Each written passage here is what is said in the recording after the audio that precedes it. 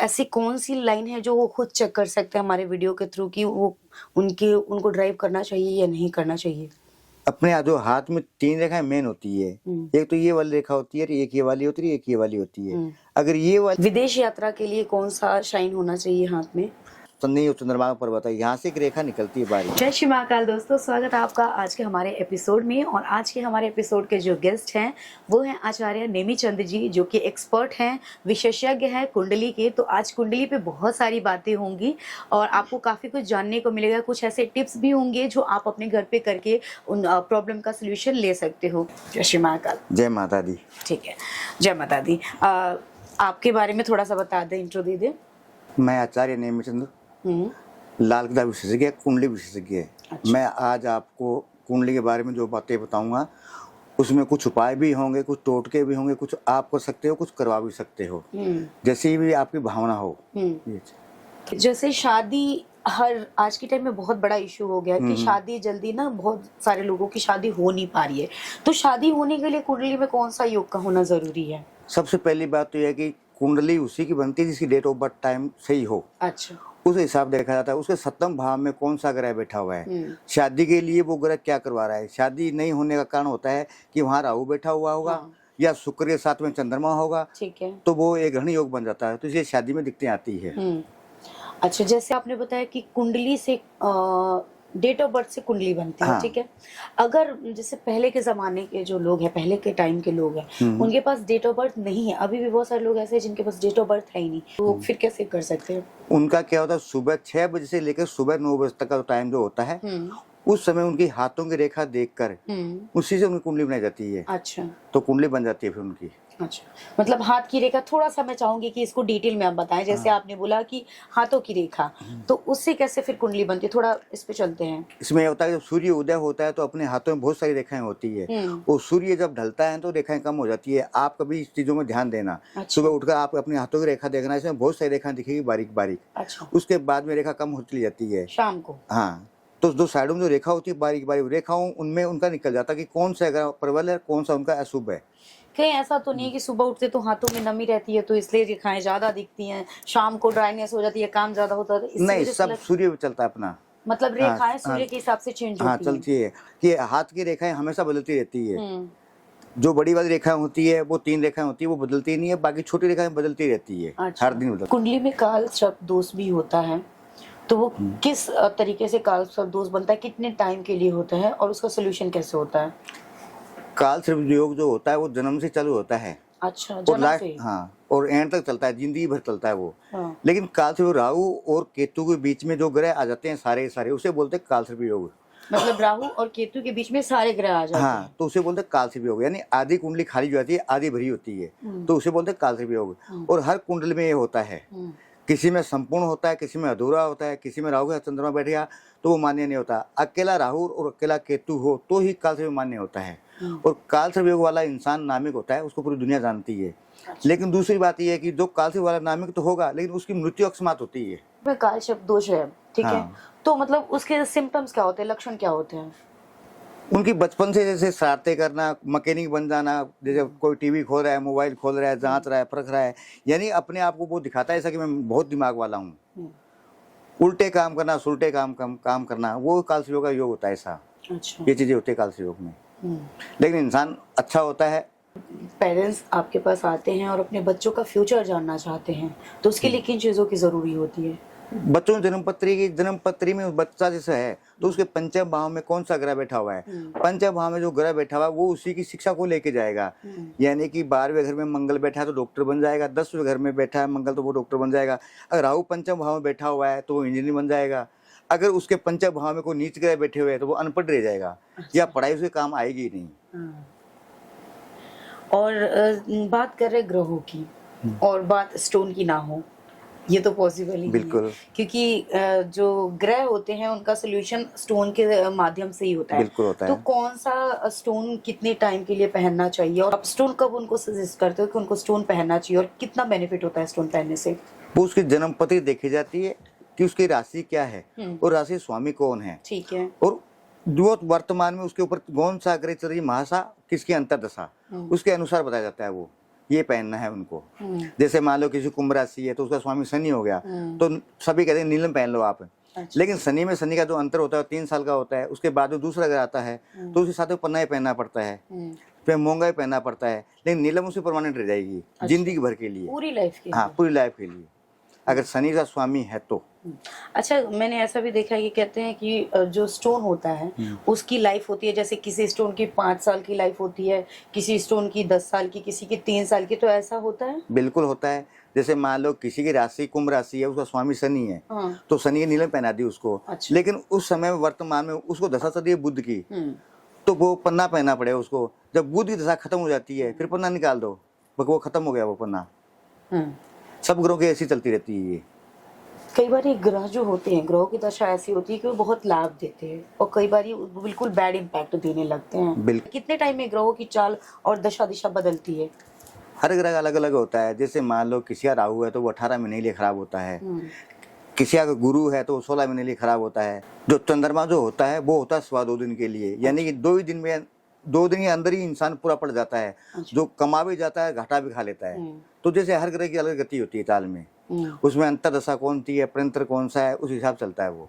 लगातार एक ग्रह जैसा नहीं होता। किसी के पास डेट ऑफ बर्थ है प्रॉपर, बिल्कुल, पर उसके पास टाइमिंग नहीं है, तो वो कितने टाइम में ग्रहों की दशा बदलती है? टाइम की अगर हम बात करें तो कितना टाइम हम एक कैलकुलेट कर सकते हैं? जैसे लगन चेंज होता है, लगन जो होता है वो जैसे मान लो 1.25 घंटे का होता है, 1.5 घंटे का होता है।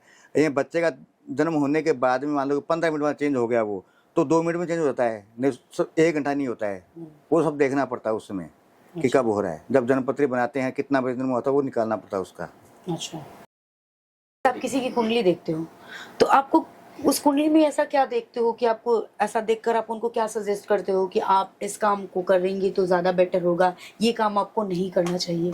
नहीं, बहुत सारे बिजनेसमैन आते हैं कुंडली लेके आते हैं, उनका काम अलग होता है, कुंडली में अलग होता है। अच्छा। कमाते दोनों में ही है, यानी उसमें अच्छा कमा रहा है, लेकिन वो दूसरा जो काम करे, जैसे मान लो कि एक रेस्टोरेंट वाला है, वो रेस्टोरेंट चला रहा है, कमा उसमें रहा है, लेकिन उसको कपड़े का कारोबार करना था तो उसमें ज्यादा कमाता है, क्योंकि उसका गुरु ऊंच का है तो उसको कपड़े काम में लेके जाता है वो। अच्छा। तो उसको और ज्यादा कमाई होती है। लेकिन वो रेस्टोरेंट चला रहा है, होटल चला रहा है, मेहनत कर रहा है, भागदौड़ कर रहा है, कमाई उसमें भी है। लेकिन वो जो कपड़े का काम करे तो उसमें ज्यादा प्रॉफिट मिले उसको और कम मेहनत लगे उसकी। कुछ लोग ऐसे भटक जाते हैं रास्ते को ही। अच्छा, जैसे ग्रहों के हिसाब से जैसे आपने बताया गुरु उच्च का है, सारे ग्रहों के नाम बताइए आप और बताइए कि कौन से ग्रह अगर उच्च के हैं तो उनको कौन सा बिजनेस करना चाहिए?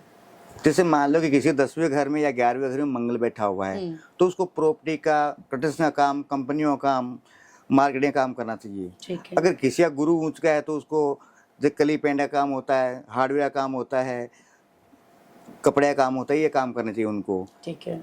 किसी का अगर शुक्र ऊंच का है तो उसको पानी का कारोबार करे, दूध का करे, दूध डेयरी कर ले, मिठाई काम करे, ये उनके लिए ऊंच के होते हैं। ठीक है।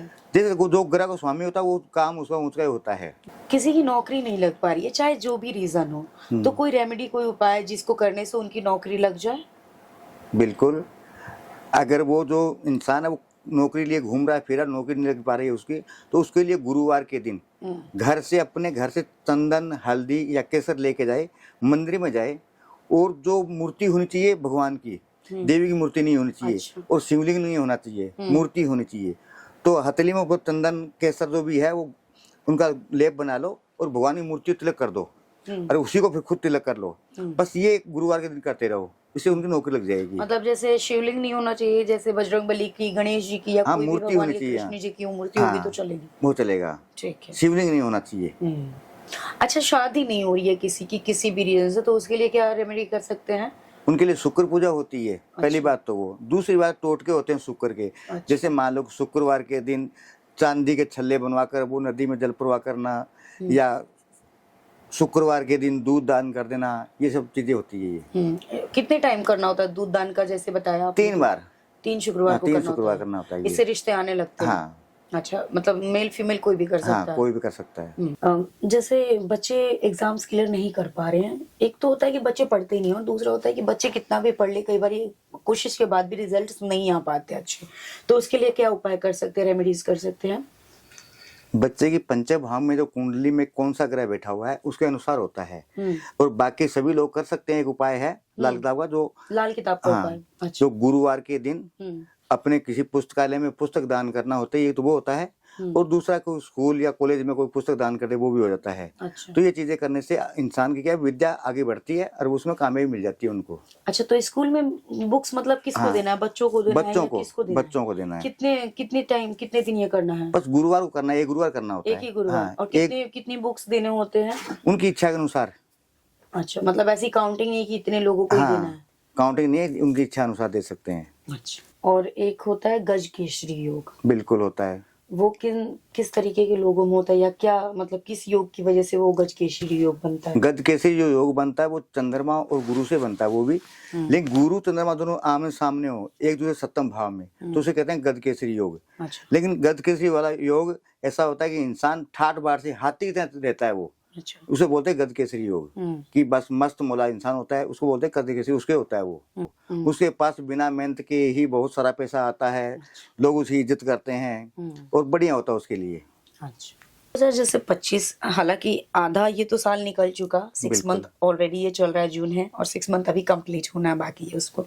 तो जैसे 2025 मंगल का साल है और आजकल बहुत ज्यादा ये चीजें भी देखी जा रही है कि कुछ छूने से करंट लग जा रहा है, तो ये क्या कनेक्शन है और कुछ ऐसा है भी या नहीं है? नहीं, मंगल का इसमें कोई प्रभाव नहीं है ऐसा, ये वो धारणा बनी हुई है सबकी। नहीं, ये सब टोटके हैं, तो गलत बातें ये।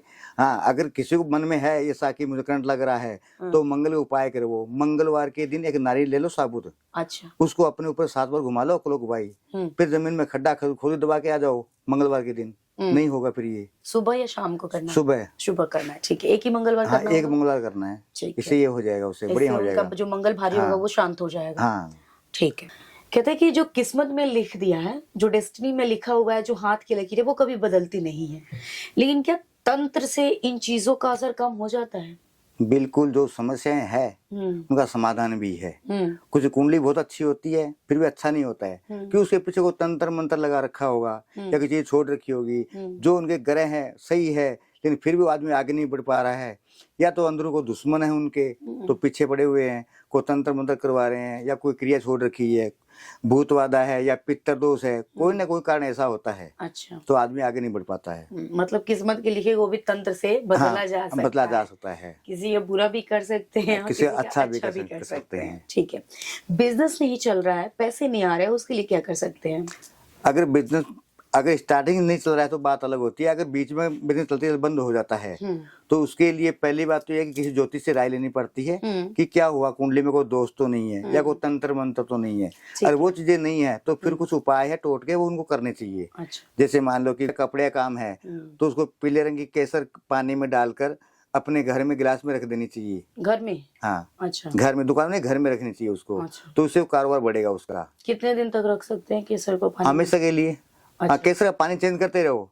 जैसे मान लो पानी गंदा हो रहा 2-4 दिन से, तो पानी चेंज कर दो, दोबारा भर। केसर चेंज करते रहना हाँ, चाहिए। जैसे आजकल लोग नींबू रखते हैं ना, गिलास में डाल के नींबू रखते हैं, वैसे केसर डालना है। अच्छा, और ये घर पे रखना है? हाँ, इससे बिजनेस में ग्रोथ होगी? बिल्कुल होगी। अच्छा, और किसी को है ना प्रॉपर्टी बनानी है ना, और प्रॉपर्टी बन नहीं रही है, उसके लिए क्या कर सकते हैं?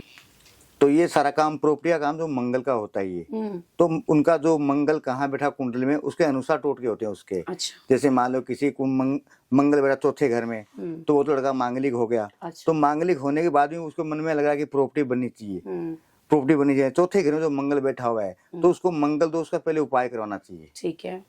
फिर प्रॉपर्टी बढ़ेगी और काम करो बढ़ेगा। अच्छा, ठीक है। अच्छा, जैसे आपने मंगल दोष का जिक्र करा, तो मंगल दोष वाले जो होते हैं वो एक तो बहुत बड़ा ये भ्रम है, या इसमें कुछ रियलिटी भी है कि उनकी जब शादी होती है तो पहले तो पेड़ से करा दो, क्या मतलब ये पेड़ से कराने से क्या उसका दोष कम होता है, ये क्या होता है? दोष कम नहीं होता है। मंगल दोष जो होता है मंगल, ये क्या 27 साल की उम्र बाद शादी होती है उनकी। आप अधिकतर देखना जो मंगल दोष वाले होते हैं उनकी शादी छोटी उम्र में होती नहीं है। अच्छा। 27 साल बाद में होती है, और 27 साल बाद में उसका मंगल खत्म हो जाता है वैसे ही। अगर किसी को जल्दीबाजी में शादी करनी है तो ये पीपल के साथ करवा दो, इनके साथ करवा दो। तो यानी कि ये कहते हैं कि जिसके मंगल दोष है उनका तलाक हो जाता है या दोनों में एक मर जाता है।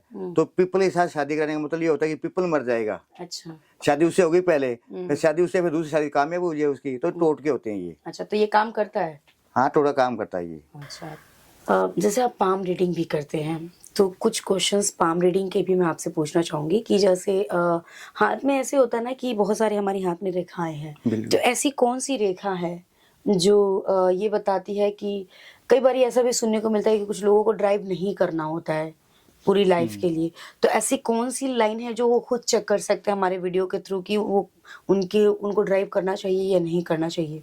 अपने जो हाथ में 3 रेखाएं मेन होती है, एक तो ये वाली रेखा होती है, एक ये वाली होती है, एक ये वाली होती है। अगर ये वाली रेखाएं कहीं से कटी बड़ी हो, यानी टूट गई, फिर टूट गई तो उन लोगों को गाड़ी नहीं चलानी चाहिए। अच्छा।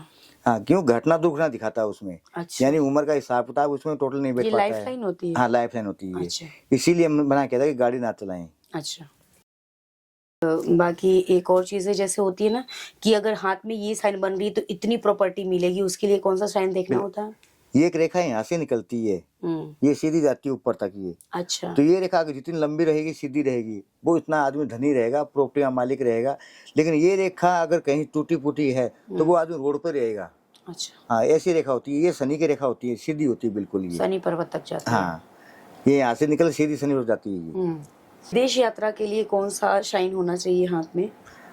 विदेश यात्रा के लिए अपने हाथ के अंदर ये जो शनि पर्वत है, ये नहीं चंद्रमा का पर्वत है, यहाँ से एक रेखा निकलती है बारीक, तो यहाँ तक जाती है वो, तो विदेश यात्रा होती है। अच्छा। हाँ, बहुत सारे इंसानों लकीर तो होती है, लेकिन वो संपूर्ण नहीं होती है, अधूरी रहती है वो। तो उसमें मन में लालसा होती है, विदेश जाऊँ, जा ही नहीं पाता है वो। लेकिन ये रेखा संपूर्ण बन जाती है तो विदेश यात्रा बन जाती है इंसान की। अच्छा, तो विदेश यात्रा के लिए वहाँ पे लाइन होनी हाँ, चाहिए। होनी चाहिए। ठीक है।